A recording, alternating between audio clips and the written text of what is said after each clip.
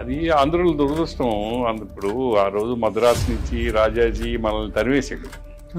నిజంగా లిటరల్ గా మనల్ని రాజాజీ ముఖ్యమంత్రిగా ఆంధ్రుల్ని తరివేశాడు.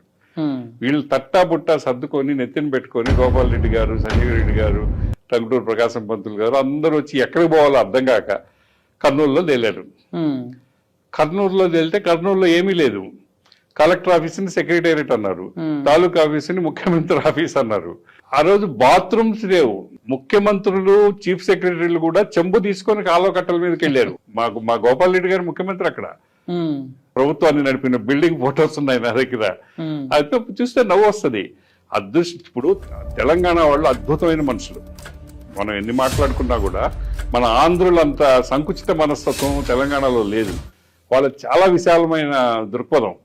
అందువల్లనే ఆ రోజు బూర్గుల రామకృష్ణారావు గారు మనల్ని చూసి జాలిపడి, ఎందుకు రా నాయనా మీరు ఇన్ని అవస్థలు పడతారు, హైదరాబాద్లో అన్నీ ఉన్నాయి, వచ్చేయండి మీరు ఇక్కడికి అని చెప్పి మనల్ని తీసుకొచ్చి దీన్ని విశాలాంధ్రలాగా మనల్ని కలిపి ఇక్కడ నిజాం అన్ని రెడీ చేసినాడు. అక్కడ వాళ్ళు తెలంగాణ సమాజంలో ఆ ఉదారత్వం ఎంత దూరం పోయిందంటే బూర్గుల రామకృష్ణరావు గారు ముఖ్యమంత్రి, విశాలాంధ్రకు కూడా ఆయనే ఉండాలి కదా, ఆయనే కదా మనల్ని తీసుకొచ్చారు.